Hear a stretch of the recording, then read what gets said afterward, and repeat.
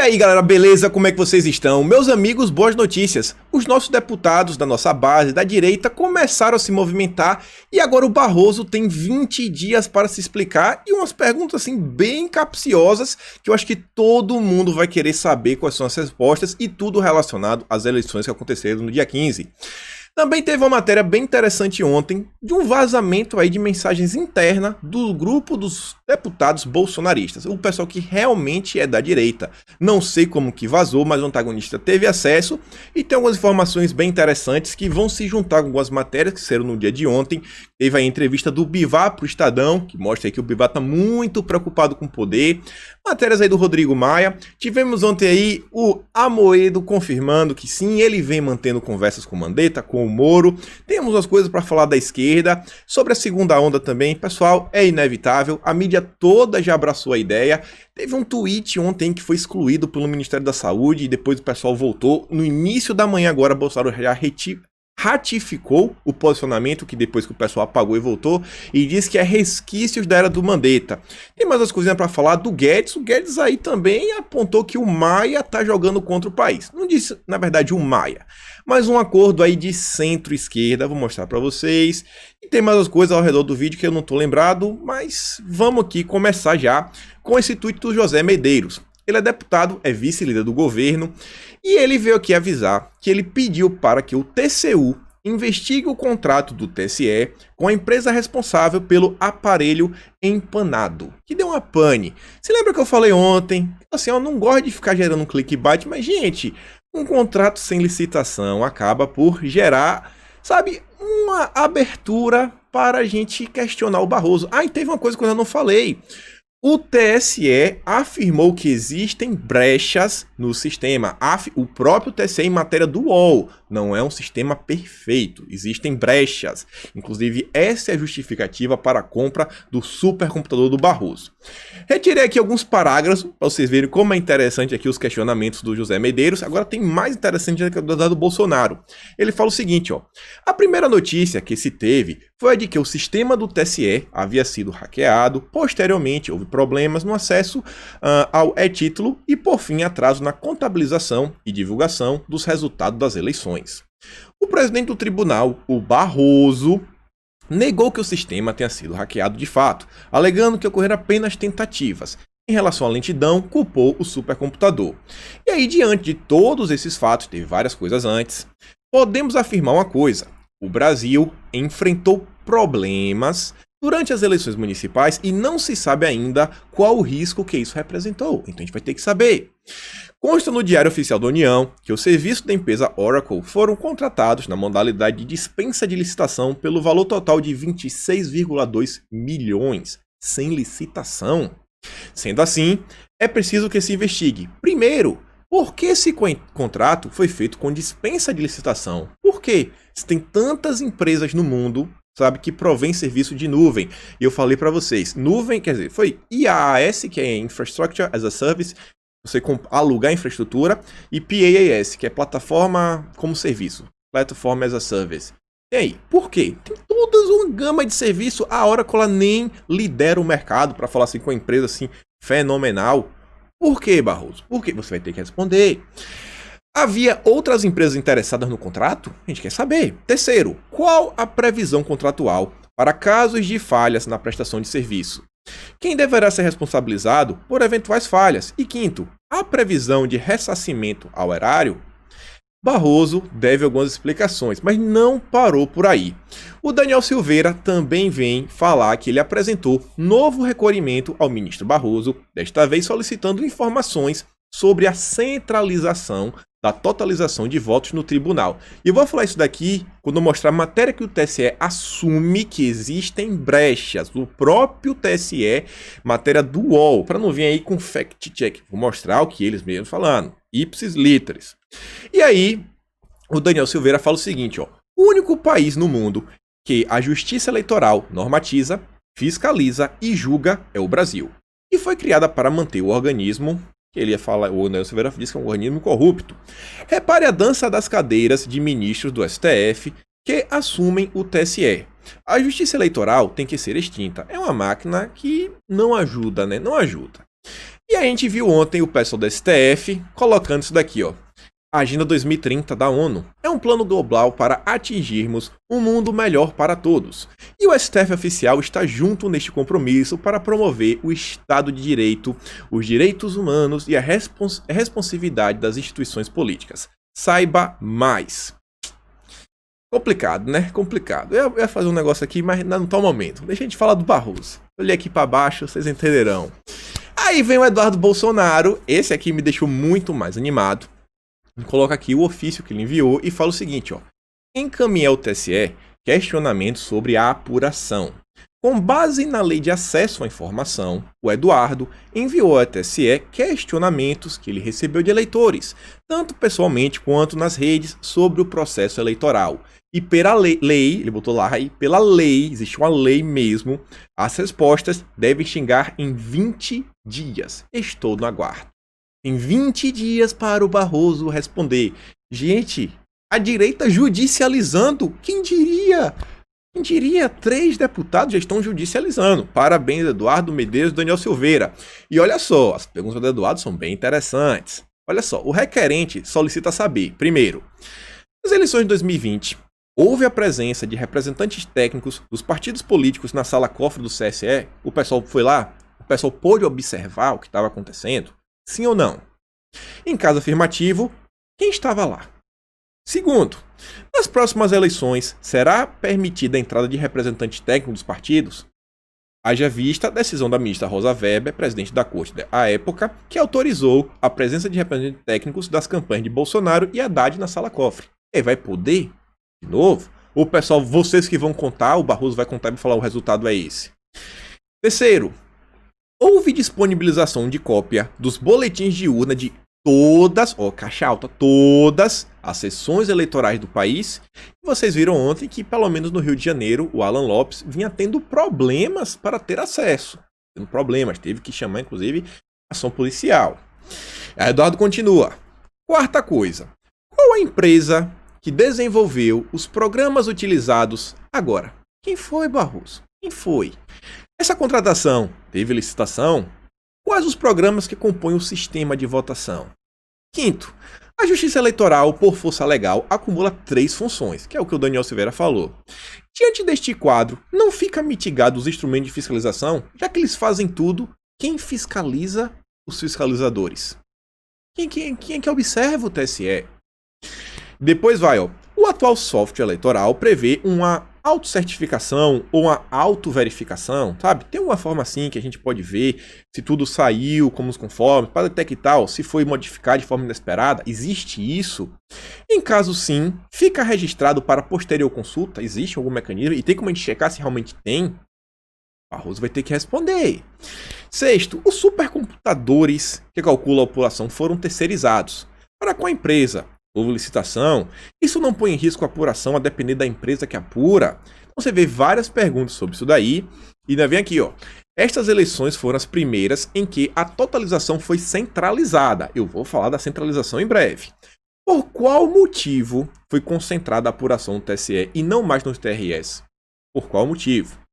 E depois, Eduardo fala o seguinte, Teve aqui um balancete, algumas parciais com 0,39%, 37,77% dos votos contados, depois 57,77% e depois 99,7%. E em todas essas parciais, todas, os candidatos variaram, tipo assim, na casa dos décimos, mas o número inteiro era o mesmo, ou seja, Covas estava com 32, aí aumentava para 32,3, 32,1, mas sempre 32. O Boulos sempre com 20, o Márcio França sempre com 13 e o Russomano sempre com 10, ocorrendo variações mínimas apenas na casa casas centesimais. Este padrão jamais existiu na história das apurações. E aí, Eduardo pergunta mais uma vez, qual o algoritmo utilizado pelos supercomputadores que apuraram? Poderiam esses supercomputadores terem de alguma forma mantido esse padrão alterá-los? E olha só essa última. As urnas das sessões seguem exatamente este padrão, com respectiva comprovação nos boletins de urna de todas as sessões da cidade de São Paulo. Poderia ser enviado o gráfico da votação para verificarmos esta variação em todo o período. Ele quer o seguinte: Vamos pegar os boletins, vamos colocar um a um os boletins de urna e anotação um gráfico para ver se tudo foi assim, ó, bonitinho, seguindo esse padrão a todo momento. E aí no final ele estava lá falando, ó, tem o número da lei 12.527, do dia 18 de novembro, que dá um prazo de no máximo 20 dias. 20 dias. E o Barroso vai ter que se explicar. Barrosinho vai ter que se explicar.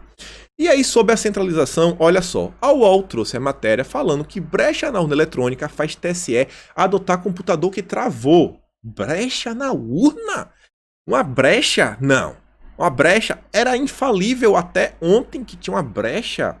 Rapaz, brechas.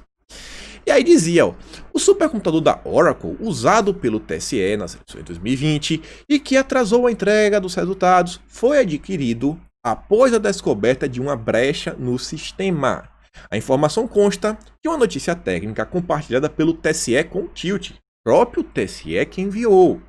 A brecha foi descoberta por peritos da PF, que participaram de testes entre 2017 e 2018. Olha só, rapaz. Então, um sistema que tinha brechas. Um sistema que tinha brecha, não é um sistema infalível. Como que essas pessoas chegam para Bolsonaro e falam, né, o tempo todo que isso, que aquilo outro, que Bolsonaro não pode se questionar?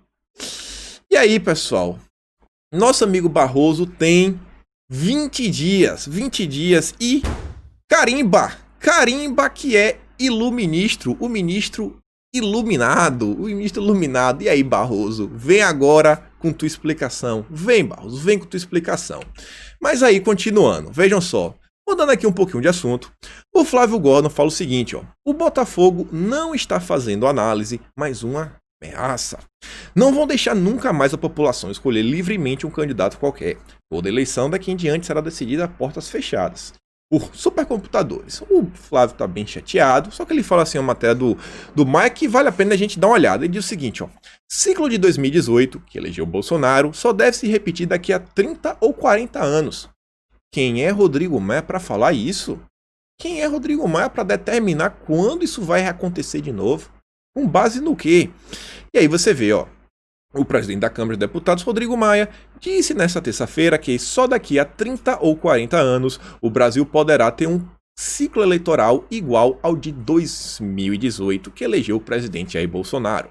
A declaração foi dada em debate com transmissão ao vivo realizado pelo Instituto Brasileiro de Ensino, Desenvolvimento e Pesquisa, o IDP.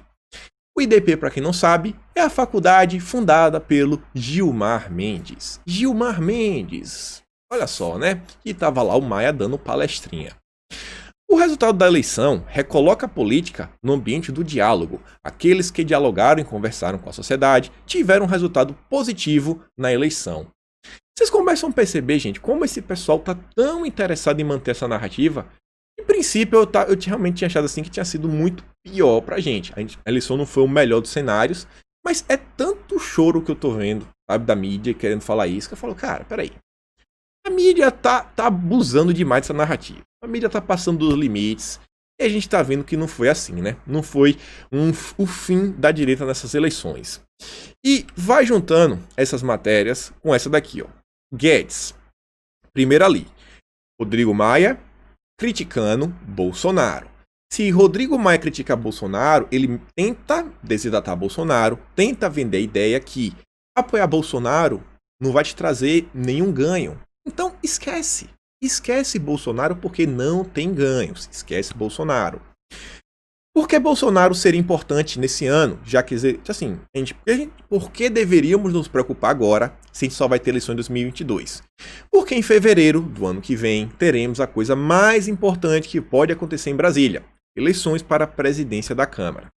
E aí o Guedes vem falar isso daqui, que descobrimos que há acordos políticos que impedem privatizações. O Guedes está falando que tem gente jogando contra. Quem, meu Deus, suspeitaria disso, né? Quem suspeitaria?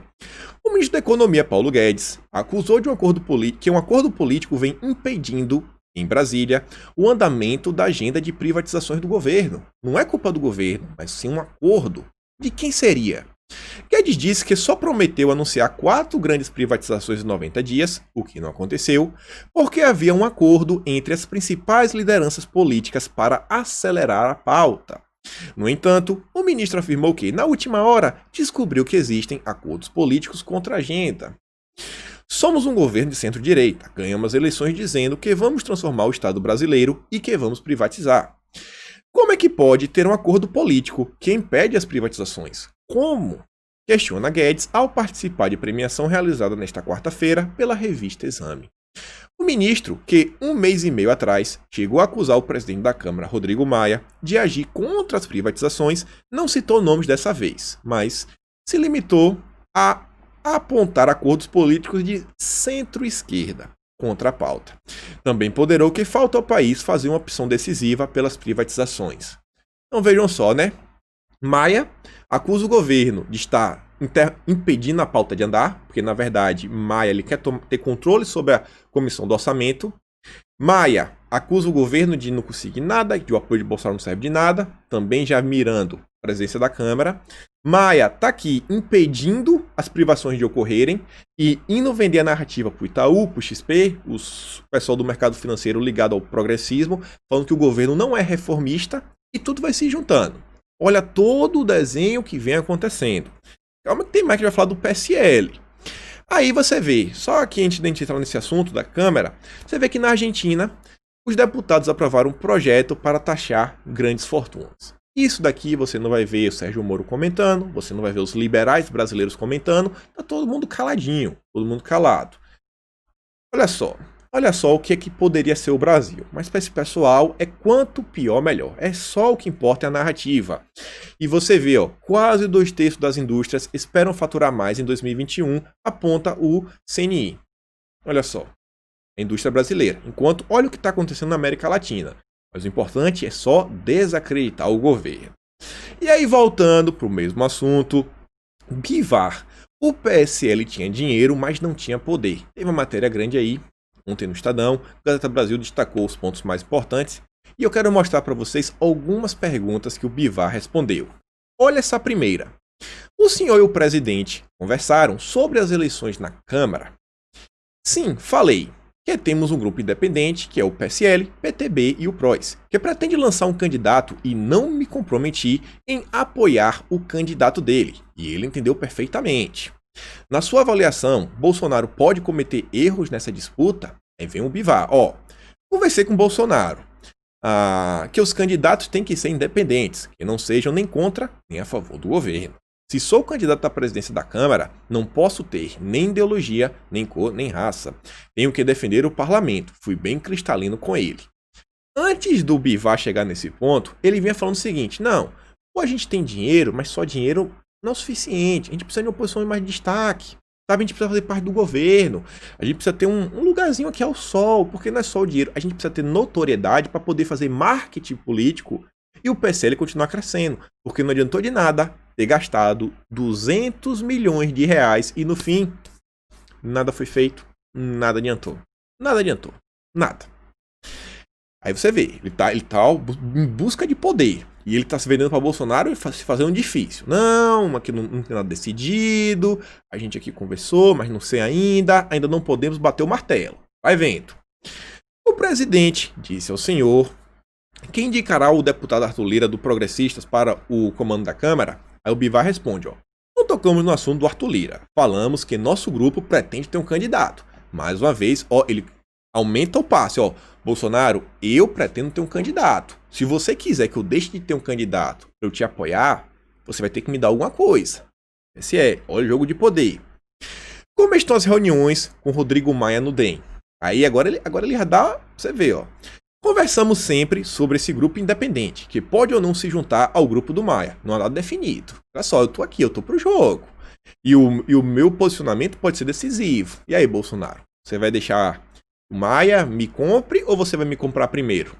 Olha o Bivar tirando proveito da situação. E aí pergunta, o senhor será candidato? Então, eu acho que o PSL precisa ter algum poder na estrutura da Câmara ou do governo. O pessoal do PSL quer aparecer, marketing político, senão não vence a eleição. Quem não é visto, como é? Quem não é visto não é lembrado, sei lá, fale mal, mas falem de mim. Quem não é visto não é lembrado. Eu não lembro, não tem aquele ditado popular? É basicamente isso. Então, ó, para que possa fazer política. Conseguir espaço na mesa da Câmara é parte do projeto de poder do PSL? E o Bivar responde, exatamente. A costura passa por aí. O DEM com Maia na presidência da Câmara e Davi Alcolumbre no Senado cresceu bastante. Essa é a estratégia. Olha a importância de você ter alguém no partido em algum cargo de destaque, porque o seu partido acaba indo para a mídia o tempo todo, a Globo, todos os canais mostram sobre você. E aí vem de novo, ó. O PS e o bolsonarismo vão sobreviver como força se não estiverem juntos? Aí o Bivar diz, ó, nós vamos ter condições e discurso para fazermos meia centena de deputados federais. Queremos. Queremos que essas emendas impositivas que vão distribuir se revertam em votos a favor deles. É por aí que todos fazem política. E com o PSL não será diferente em 2022. É o que ele está falando, gente, é destaque. São essas emendas que eles vão lá e fazem obras nas regiões, sabe? Renova aqui, renova lá. Ah, foi o deputado tal, foi fulano tal. Pô, vou votar nesse partido. O pessoal do PSL quer um lugarzinho ao sol. Quer um lugar ao sol. Aí diz, ó. Muitos deputados do PSL sinalizaram que podem deixar o partido quando houver uma janela permitindo a transferência. Ele diz, ó. Quando chegar 6 meses antes das eleições, zera tudo. Quem quiser ser do PSL, não tem nenhum problema. E quem quiser entrar, também está aberto. O que eu digo é que não podemos perder o sentimento de virtuoso e fazer a melhor política. O PSL hoje precisa ter poder. Deixou tudo bem claro. O PSL precisa de poder. A política está sendo feita, a presença da Câmara já está aí acontecendo em todo momento. E, gente, já ouviram falar nas comissões?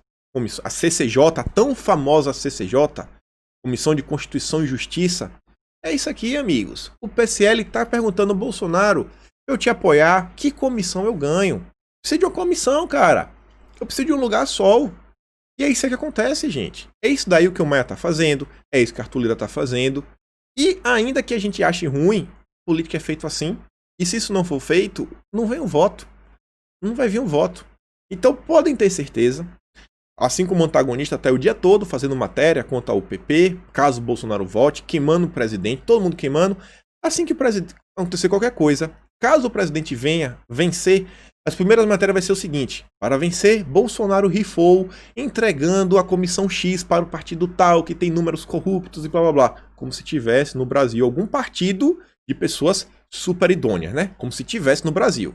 Tirando os próprios bolsonaristas, tá todo mundo aí com os envolvimentos muito esquisitos. Mas o importante é manter a narrativa. E aí isso é uma matéria que foi um vazamento que o antagonista teve acesso, que falava o seguinte, ó. Dizer que é íntimo do presidente adiantou alguma coisa? Xingou. E a matéria foi interessante, eu fiquei até feliz de ver algumas coisas. O grupo de WhatsApp dos bolsonaristas virou sessão de terapia. Em meio ao recado das urnas do último domingo para os apoiadores de Jair Bolsonaro, o deputado federal Márcio Labre cobrou autocrítica dos colegas e disse que é hora de renunciar ao estrelismo e parar de culpar terceiros, por exemplo. E aí Bia falou rapidamente, ó, perfeito. Bia, você também tem que parar de estrelinha, Bia, de verdade. Você tava fazendo live com candidata vereadora do Novo que disse que maternidade não deveria ser obrigação de ninguém. Meu corpo, minhas regras. Vocês me entendem, né? Eu vou aqui usar eufemismos para não falar o que ela defende. Vou nem falar, mas tem um dossiê sobre ela aqui, né? Que é o dossiê que é a filha do Coppola. Vai lá ver o que essa menina defende. Aí tava lá a Bia toda emperiquitadinha fazendo live. Mas enfim, ó. Depois que o Márcio Labre falou isso aí, esse pessoal que adora ficar levantando hashtag, fazendo lives e que o povo pede mais atividade, o coronel Crisóstomo propôs uma reunião de emergência com discurso conciliador e sem ressentimentos e escreveu: precisamos de um rumo para 2022. E aí o Márcio Labre deu uma bronca no grupo em mensagem que o antagonista teve acesso na íntegra. Isso só será possível com um gesto de abstinência voluntária de selfies com o presidente no café da manhã, almoço, jantar, inaugurações e carona em jatinho da FAP. E ele mindou. Vamos falar, gente. Tem uns deputados aí que não perdem uma opção, uma oportunidade, né? De bater foto com o presidente para estampar nas redes. Ó, eu sou amigo do presidente, eu sou amigo do presidente. Beleza, cara? Ajuda o presidente. Ajuda. Judicializa, protocola, sabe? Atrapalha a esquerda. Faz alguma coisa. E aí você vê, ó. Acho que já deu para entender que ficar soltando histories para dizer que é íntimo do presidente não adianta, né, amigo?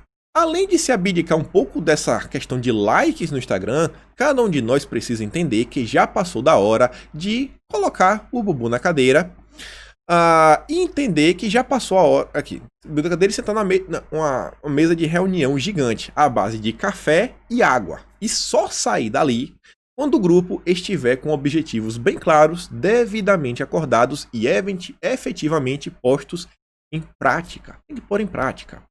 E aí o Márcio Labre concluiu, ó.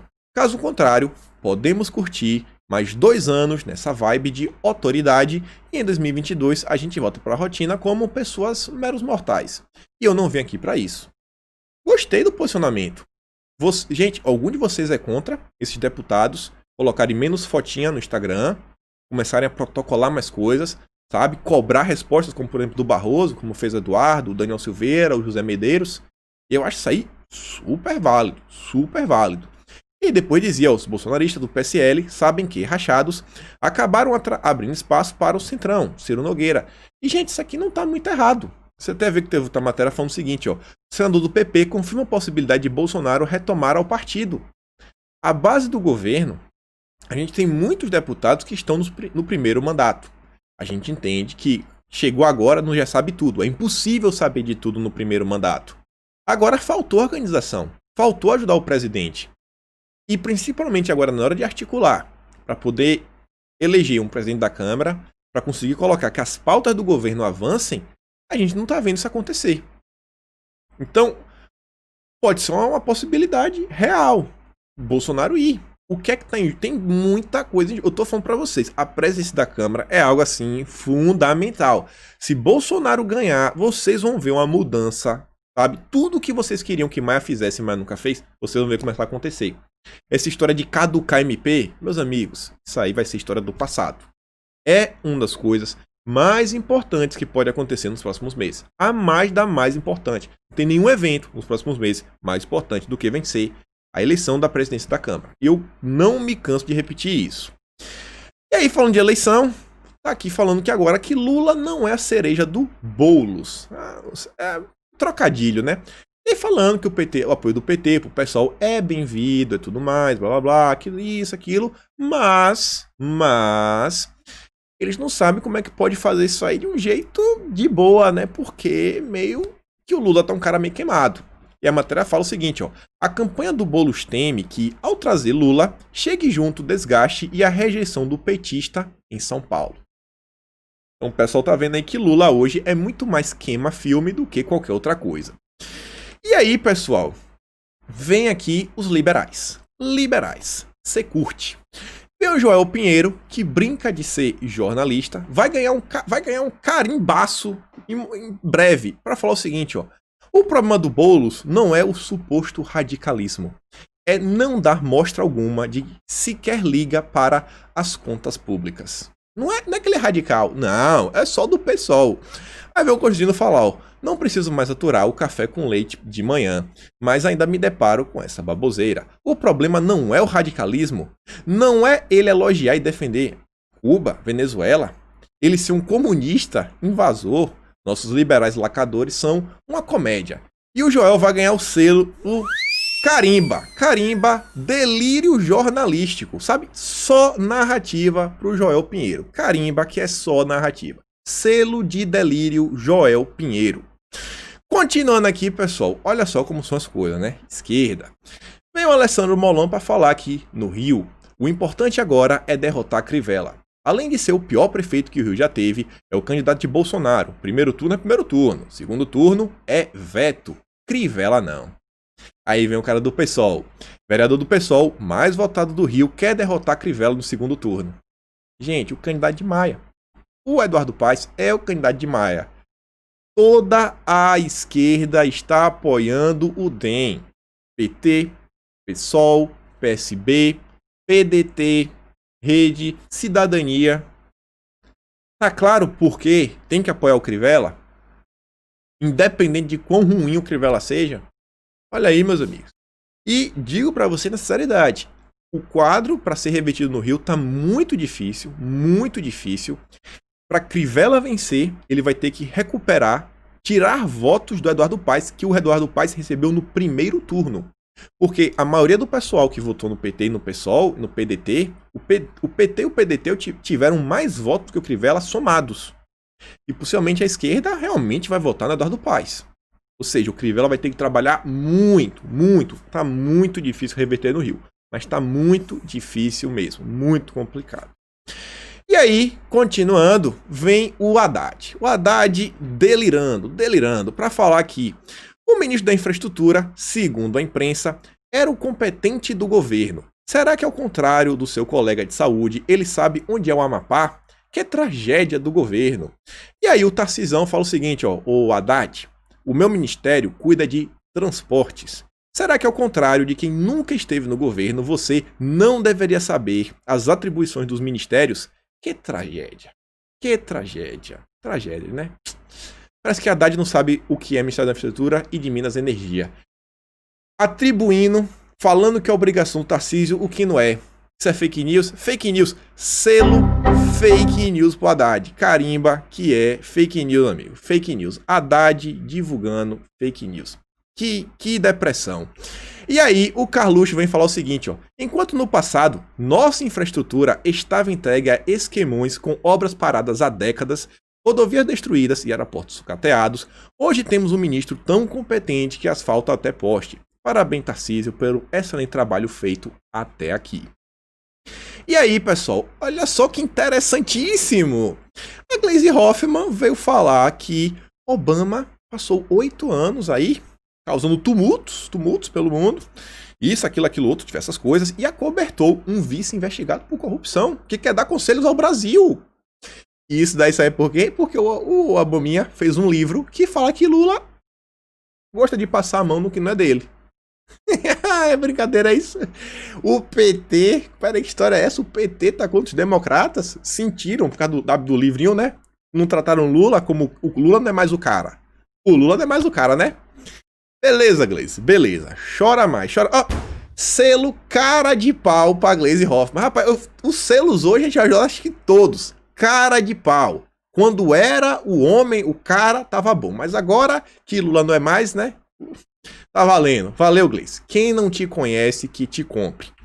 E aí, pessoal, continuando. Liberais. Cê curte? Vem o N falar o seguinte, ó. A aproximação de Putin e Bolsonaro não é coincidência. O sonho dele é fazer o que o autocrata fez na Rússia. Olha o que ele tá falando que Bolsonaro quer fazer. Primeiro, imprensa livre e silenciada. Qual imprensa tá tendo problemas? É a da direita bolsonarista ou só qualquer outro tipo? Porque, pelo que me parece, só os bolsonaristas vêm tendo problemas no que diz respeito à livre expressão. Segundo, opositores perseguidos. Tem alguém no Brasil, tirando os bolsonaristas, que vem tendo assim, algum problema, como, por exemplo, ter que usar tornozeleiras, recebendo medidas cautelares, proibição de deixar cidades? Não sei, né? Minorias criminalizadas. Depois, democracia destruída.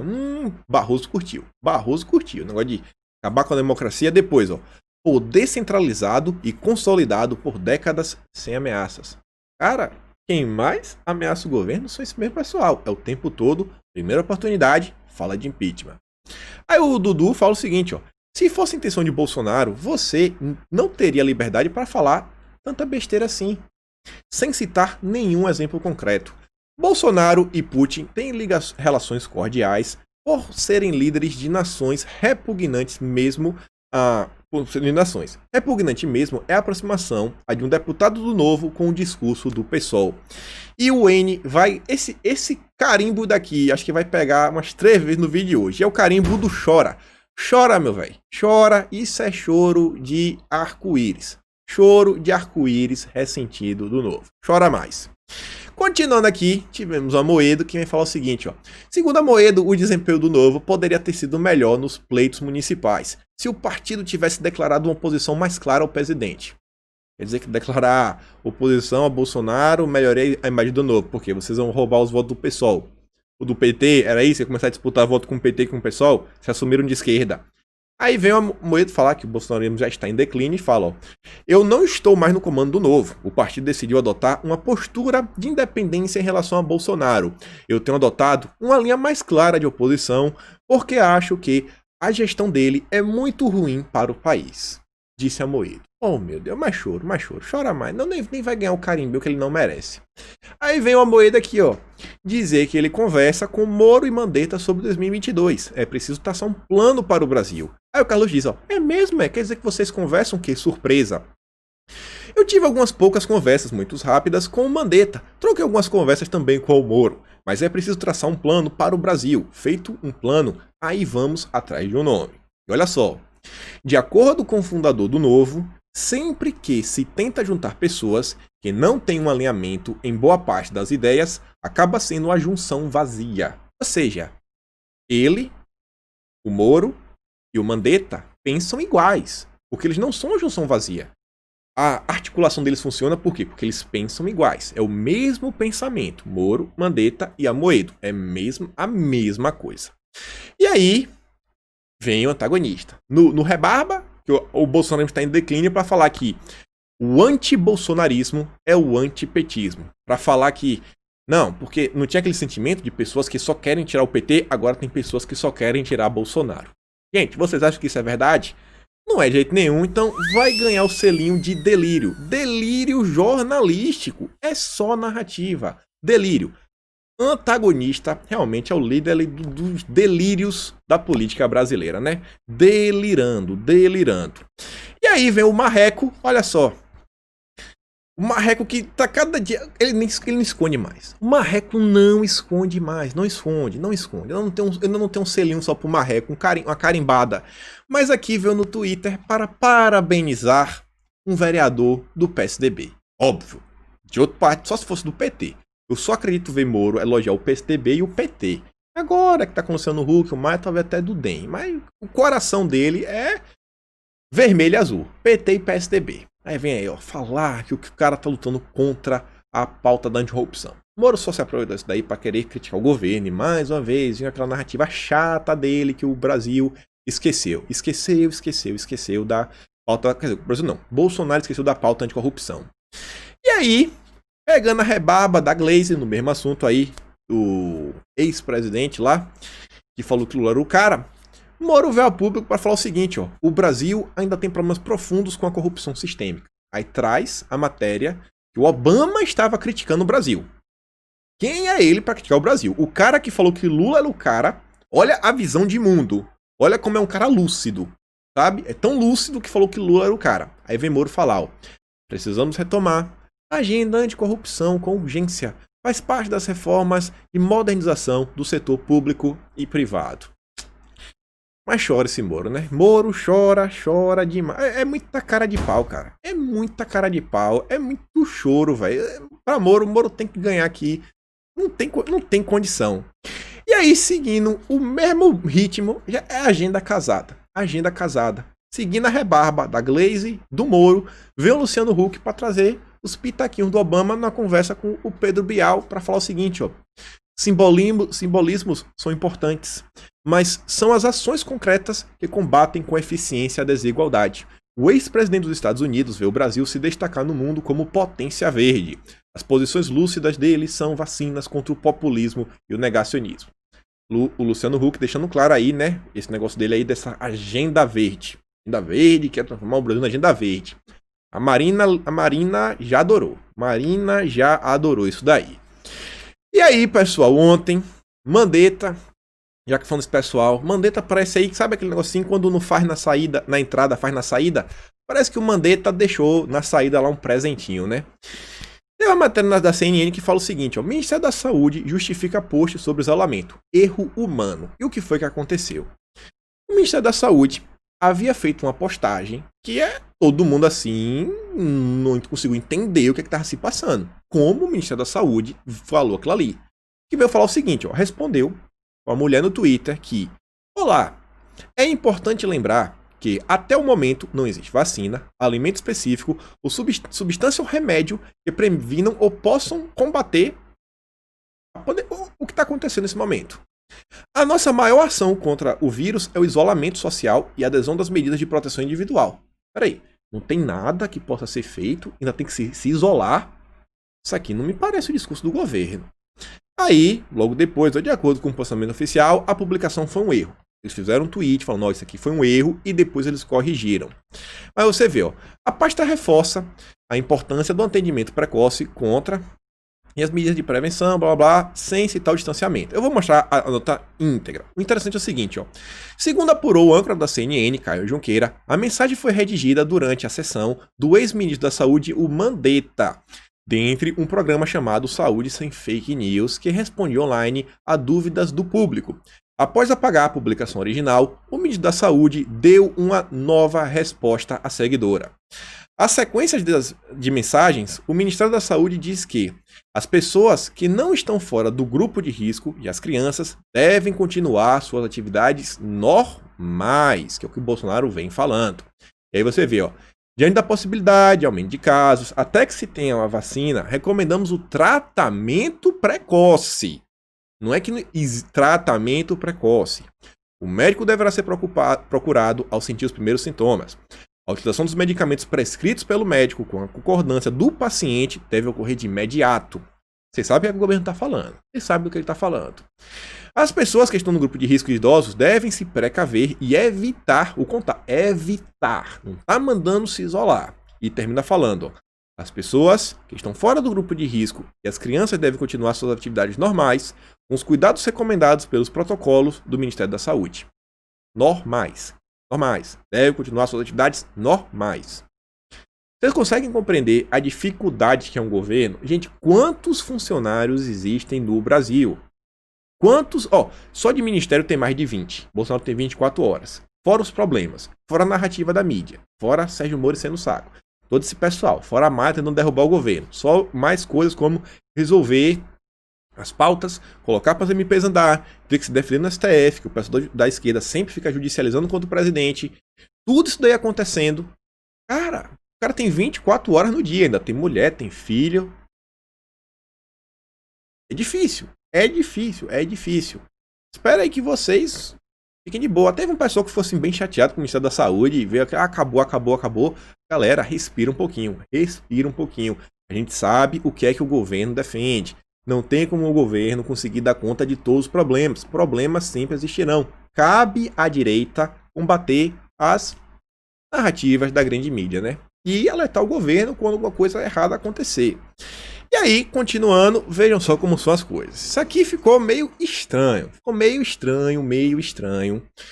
Beleza. O AGU, ele veio a público falar que ele é contra a obrigatoriedade. A AGU se pronunciou, falou, a gente é contra a obrigatoriedade. Só que Renata alertou para um parágrafo que ficou assim meio em aberto. E ela fala o seguinte, ó, se a vacina já tivesse sido aprovada pela Anvisa, teria concordado?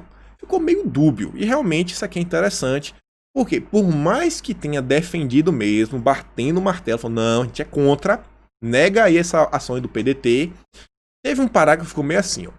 Em sua manifestação, a AGU argumenta que determinar imunização obrigatória, uma vez que ainda não há vacina, refletiria uma decisão desprovida de respaldo técnico-científico. Se já tivesse, aí vocês seriam a favor ou seriam contra? É meio complicado, porque a gente sabendo como é a esquerda, inclusive isso aqui foi uma resposta da DI, não foi a DP ou foi a DPF do PDT, o pessoal está buscando cabelo em sapo. Então não pode deixar espaço para nada. Mas a matéria, como toda, o posicionamento é: nós somos contra a obrigatoriedade. Inclusive fala o seguinte, ó, em regra, não existe obrigatoriedade e fala que a competência das medidas devem ser tomadas pelo Ministério da Saúde. É só assim, ó, cara. Dado porque dentro do direito você sabe como são as coisas. Não dá AGU, não dá mole. E aí, São Paulo, o Dória já tá feliz, contente e sorridente, todo serelepe, porque já 120 mil doses já estão para chegar em São Paulo. Vai vento. Aí, olha a turminha. Turminha da segunda onda. Vem a Tabata Amaral trazer matéria da Folha. Um grupo de infectologia de São Paulo alerta que há um aumento expressivo de casos. De quanto? Expressivo. E que, segundo eles, estarão lotados, ó, 100%. Segundo eles.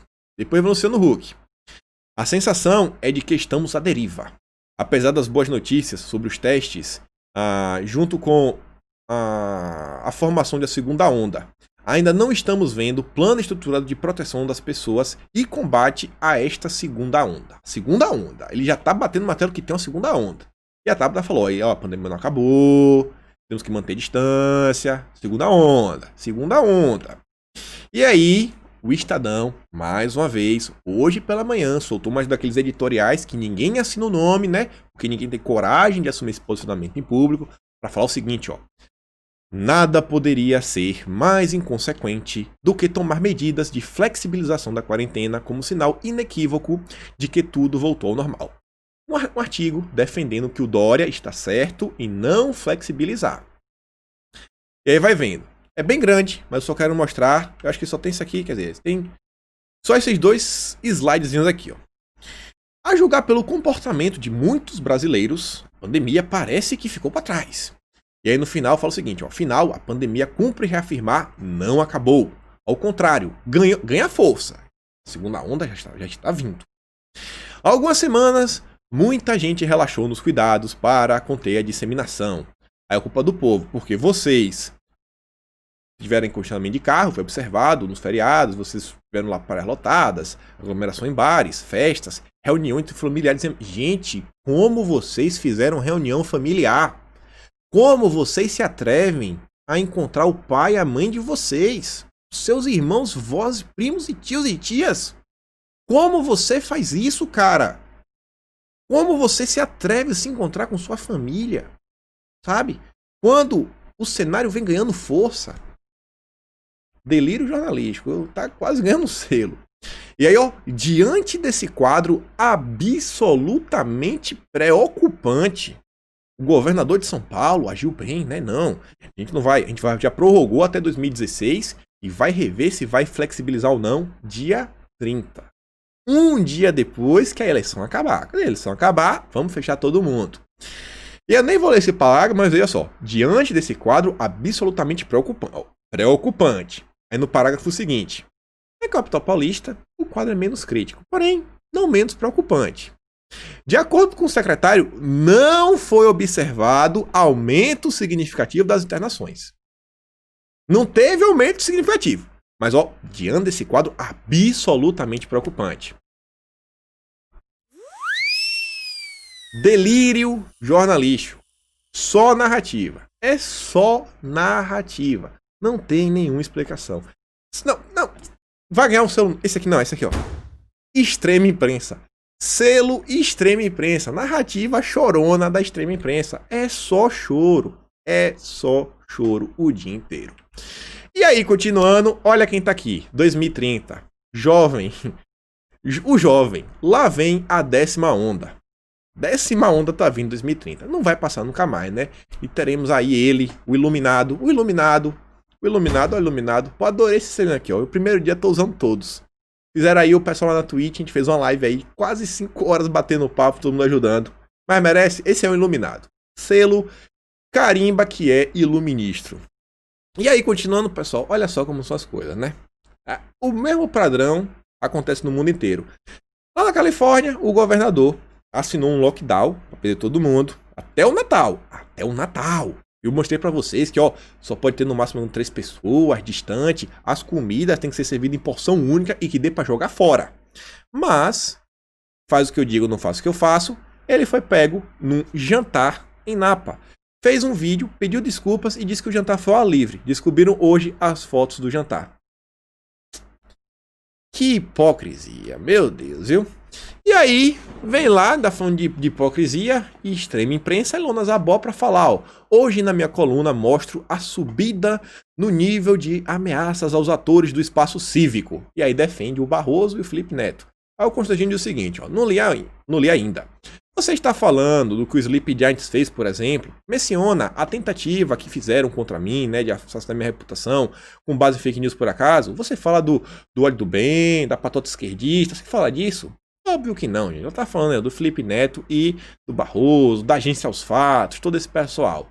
Ainda, ó, retweetado pelo Felipe Neto. O cara que falou que não vai se sentar com o Moro, mas que todo dia compartilha a Ilona Zabó, né? Falar nada. Falando depois a Rosângela vem atrás de mim. Aí veio o Felipe Neto ontem colocar um negócio seguinte, ó. Caso Felipe Neto, Ministério da Justiça afirma que classificação indicativa não monitora influenciadores. Aí ele pergunta, cadê o crime? Peraí. Eu não vou entrar no mérito do crime. Eu só quero fazer uma pergunta. Quer dizer que porque o pessoal não fiscaliza, você pode fazer o que você quiser? Você pode divulgar o que você quiser? Você pode fazer qualquer tipo de vídeo que você quiser? Pro público que você quiser? É isso? Uma coisa anula a outra? Felipe. Reflete, amigo. Reflete.